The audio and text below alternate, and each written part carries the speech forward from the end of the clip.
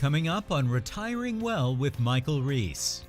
That is not the only number that you're paying, that there are other expenses that you pay that are completely hidden, that are significant, and you need to take them into account when you're investing your money. I want to go find properties right here in town and buy those properties, and I want to fund that using my IRA. Now, I got to tell you something. I don't like hearing that in a lot of cases, because the first thing I think is, I heard a lot about that in 2007, right before markets crashed. And now that I'm starting to hear it again, that's not making me real comfortable about what are going to happen in markets. I think history is starting to repeat itself a little bit here. Now, the host of Retiring Well, Michael Reese. Welcome to the show today. We have 30 minutes of action-packed information specifically designed for you. Retiring Well starts right here, right now. Retiring Well with Michael Reese, helping you make smart decisions with your money so you can live a better life. Today is the day you can take back control of your money. Retiring Well with Michael Reese, where we believe your best is yet to come.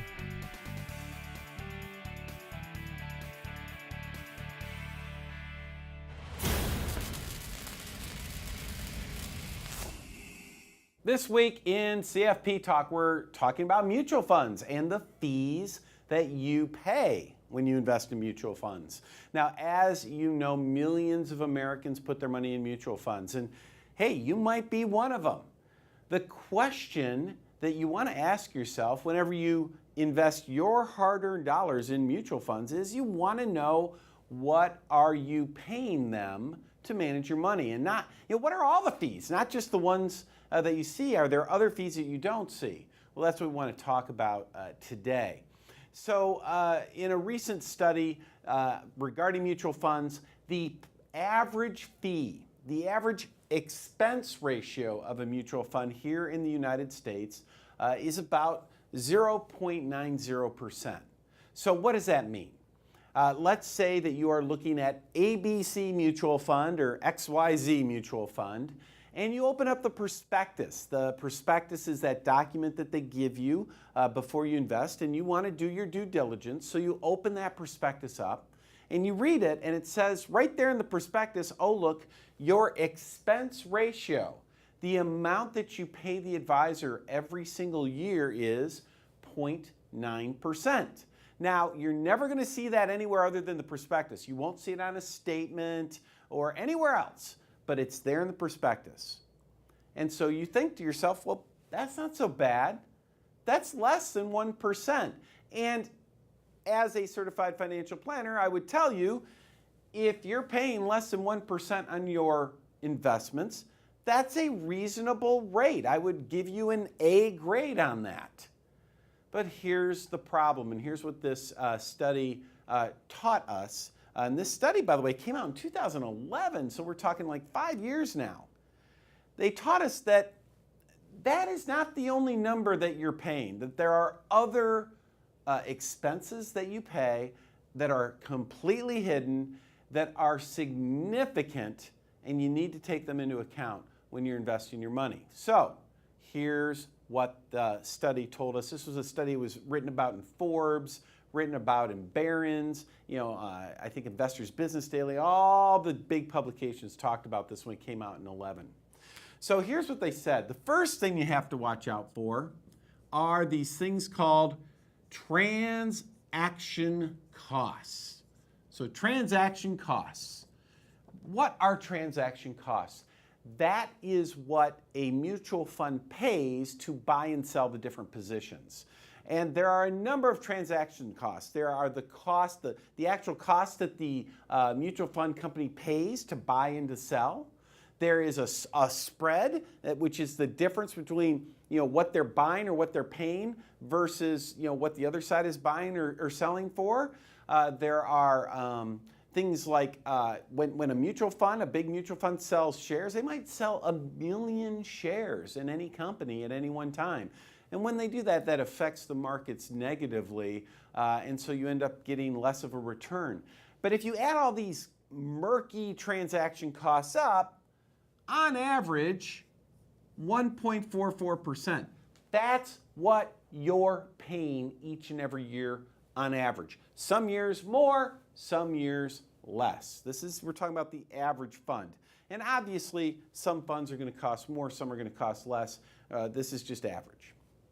The next level of cost you got to watch out for is something called cash drag. What the heck is that? Well, whenever you invest in a mutual fund, there's always a certain percentage of your money that's just sitting there in cash.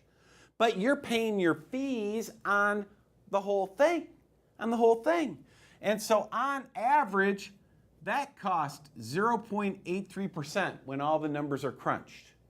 Now add all this up, 0.9, 144, 0.83. 3.19% per year is what you're typically paying in the average fund. And we're missing two things. Loads/advisory fees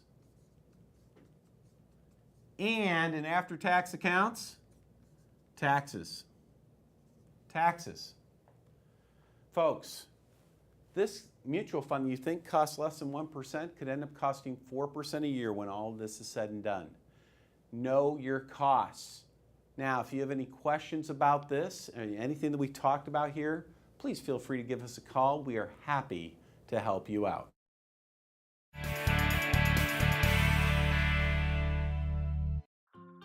Remember when life was simpler? When things didn't move quite so fast, and the world didn't seem so complex? Remember that? We do.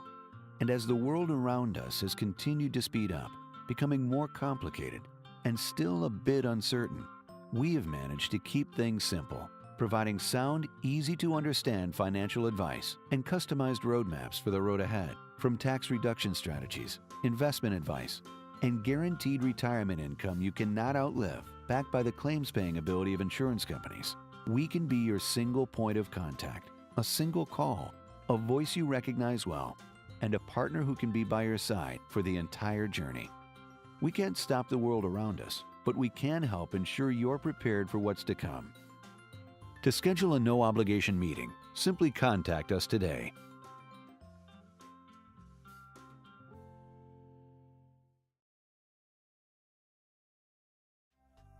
Hi, I'm Michael Reese, and I'd like to invite you and a guest to a complimentary evening of food, fun, and information at our next upcoming financial event. At this event, we're going to talk about topics that affect your money and your retirement planning. Topics include the 3 critical steps that you absolutely need to take to enjoy a secure retirement. We take a look at volatility versus returns. Which is more important for you and your money? Taxes. Nobody likes them, but what are you doing about your biggest tax liability? We're going to talk about these topics and much more. I want you just to call the number on the screen, bring you and a guest. We're going to have a great time, and I'm looking forward to seeing you there. Remember, you only want to retire once. Let's make sure you do it right.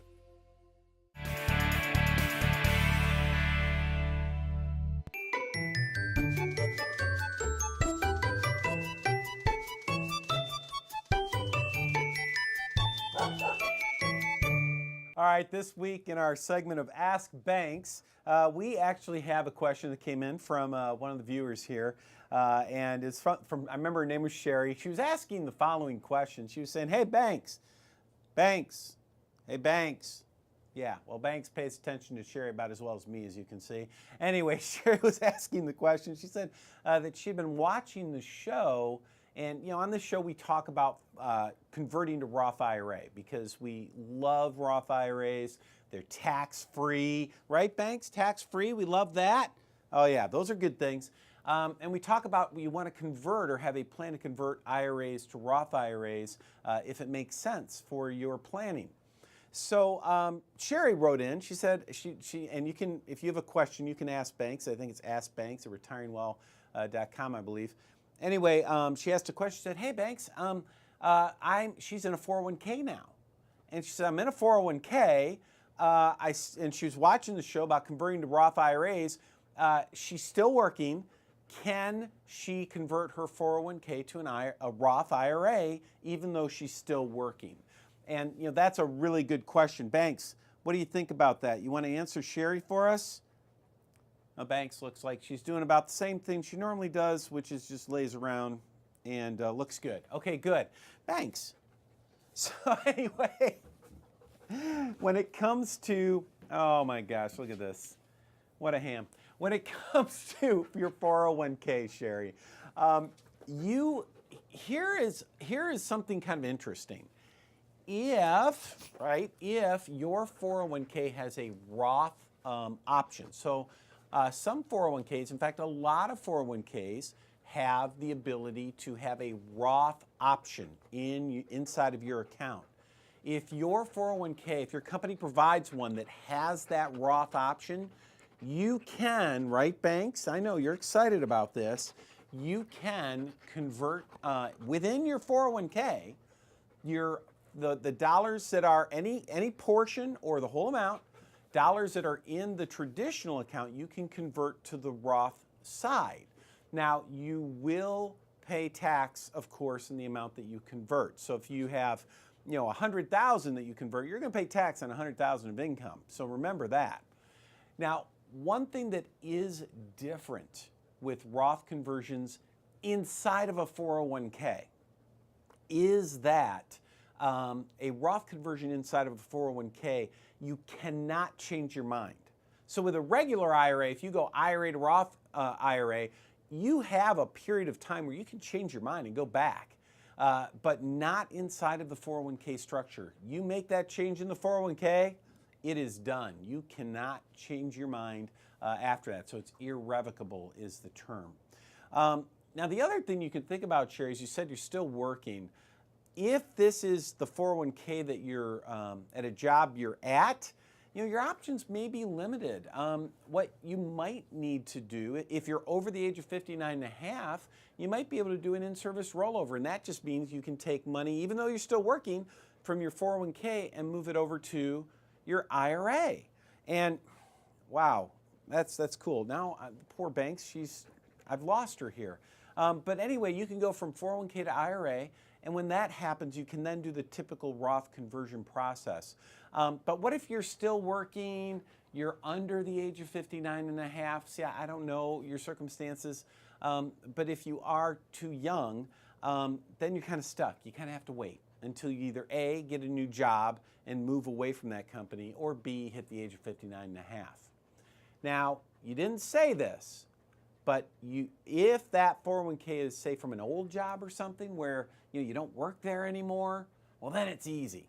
Then you just go from 401k to IRA, and off you go. You can do all kinds of cool stuff there. Unfortunately, I didn't have a quick answer, and Banks didn't have a quick answer for you. But what it comes down to is simply this. If you can do something, that's great. I always encourage you, talk to a professional before you take any action. Talk to someone. Look, call our office, Sherry. Well, we're happy to sit down with you and help you analyze what you're doing there to make sure you're making smart choices. And, folks, for all of you watching the show, if you have questions about Roth conversions and 401ks and IRAs, I want you to call us. Give us a call. We are here to answer your questions.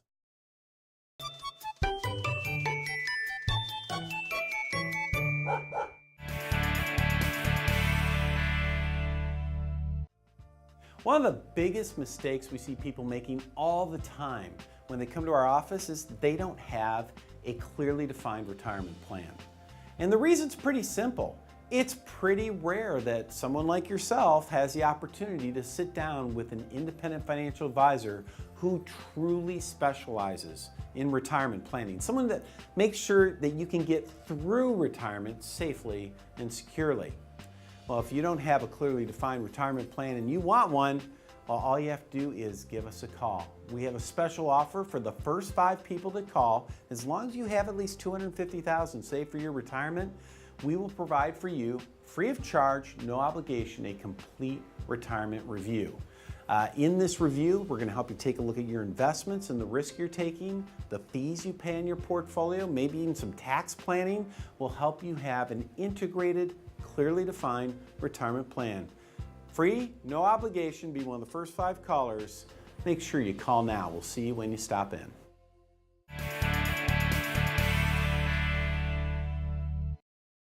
You know, just the other day, I had someone come into the office, just like you. They're watching the show. They called us. They came in the office, and they had some questions about their IRA.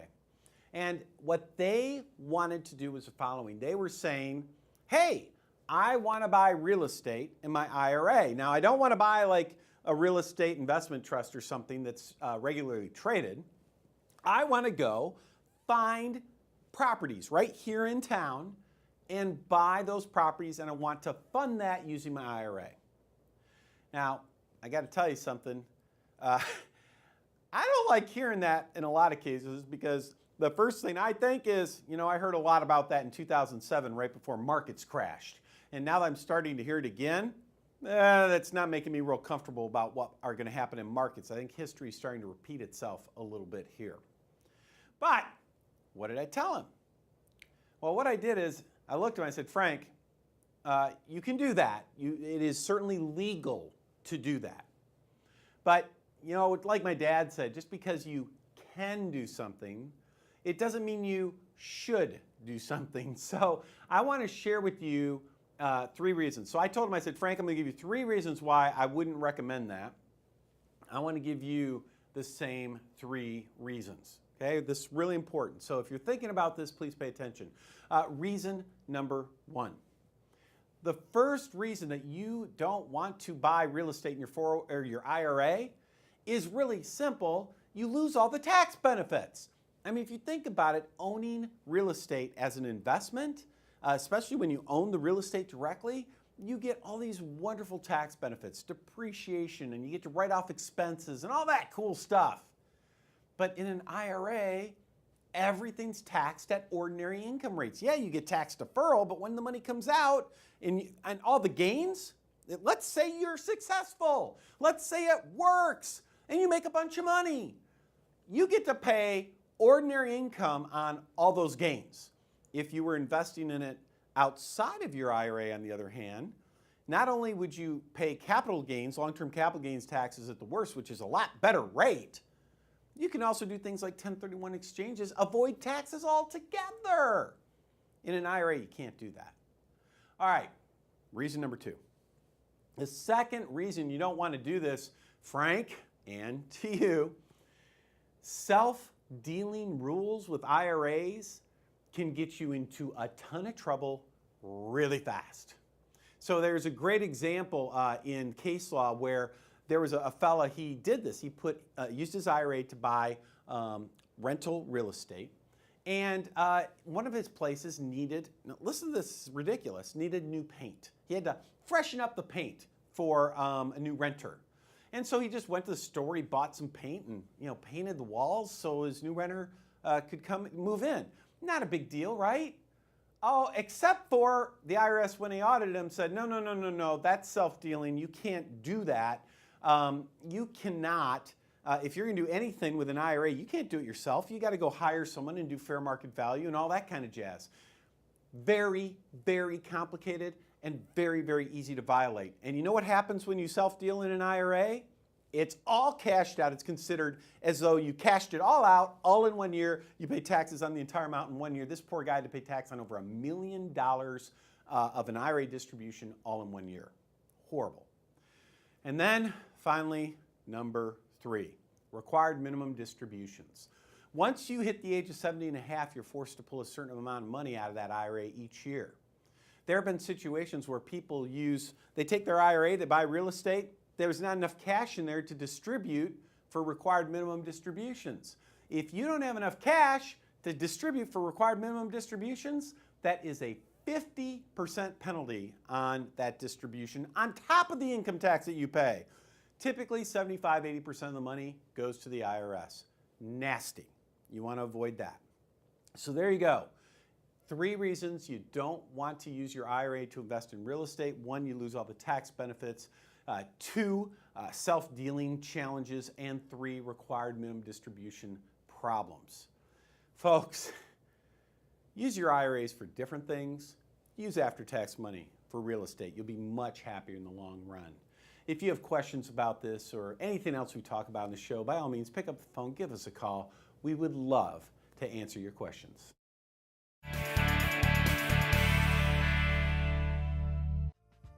One of the biggest mistakes we see people making all the time when they come to our office is they don't have a clearly defined retirement plan. And the reason's pretty simple. It's pretty rare that someone like yourself has the opportunity to sit down with an independent financial advisor who truly specializes in retirement planning. Someone that makes sure that you can get through retirement safely and securely. Well, if you don't have a clearly defined retirement plan and you want one, well, all you have to do is give us a call. We have a special offer for the first 5 people that call. As long as you have at least $250,000 saved for your retirement, we will provide for you, free of charge, no obligation, a complete retirement review. In this review, we're going to help you take a look at your investments and the risk you're taking, the fees you pay in your portfolio, maybe even some tax planning will help you have an integrated, clearly defined retirement plan. Free, no obligation, be one of the first 5 callers. Make sure you call now. We'll see you when you stop in. It's your retirement. How will you live it? How will you be remembered? Will you be able to take me on vacation? Will you be there for my ball games? Will you teach me your values? You'll be able to play with me. Oh, help me go to college. How will I remember you? Have the retirement you dream about. Contact us today. Hi, I'm Michael Reese, and I'd like to invite you and a guest to a complimentary evening of food, fun, and information at our next upcoming financial event. At this event, we're going to talk about topics that affect your money and your retirement planning. Topics include the 3 critical steps that you absolutely need to take to enjoy a secure retirement. We take a look at volatility versus returns. Which is more important for you and your money? Taxes. Nobody likes them, but what are you doing about your biggest tax liability? We're going to talk about these topics and much more. I want you just to call the number on the screen, bring you and a guest. We're going to have a great time, and I'm looking forward to seeing you there. Remember, you only want to retire once. Let's make sure you do it right.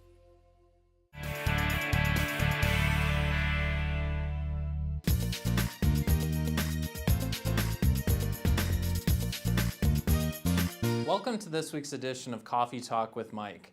My name is James Curry. I'm one of the financial advisors here at Centennial Wealth Advisory. We've got some great questions from viewers this week for you, Mike. Are you ready for this week's questions? I'm ready. Fire away. All right. First, we have a question from Sandra in Austin. She writes, I have a 401k at a former employer. Is it okay to just leave it there? Oh, well, this is one of those things we have all the time, right? Someone is working at one employer, then they go on to another employer, sometimes a third and a fourth. And a lot of times that happens. It's natural that people just, when you go to a new employer, you're not thinking, okay, what do I do with my 401k, right? You're thinking, well, wait a minute, I'm just trying to get to this new job. So is it a good idea to leave the money at your old employer?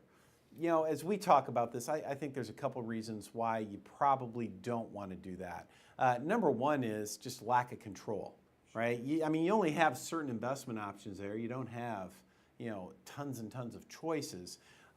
And so you don't really have, maybe you have access to it online, but you're not connected with the administrative staff as much anymore. It's just kind of a pain. What I really encourage Sandra to do, and Sandra, if you're watching this, I really want you just to call the office and let's sit down and talk about this. What I would really like to see her do is just open up an IRA.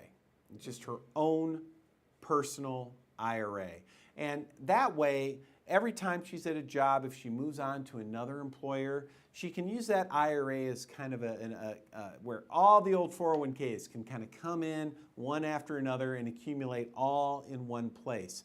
That means if she does that, as you know, she has more control over her money. She has the availability to invest in anything, right? She can do whatever she wants. It's all in one place, all online, really easy to manage. And it just makes the organization of her finances a lot better. So folks, if that's happening to you, if you're in the same position as Sandra, yeah, just open up your own IRA and start, kind of consolidate those old 401ks into one place. Yeah, it'll make it easier to just have one account instead of so many different ones like we see a lot of people have. Oh yeah, that's for sure.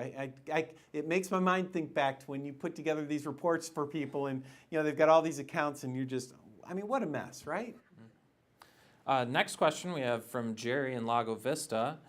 Jerry writes, my IRA is finally back above its high point. I'm worried that markets will go down soon. How can I figure out how much exposure I have to losses if that happens?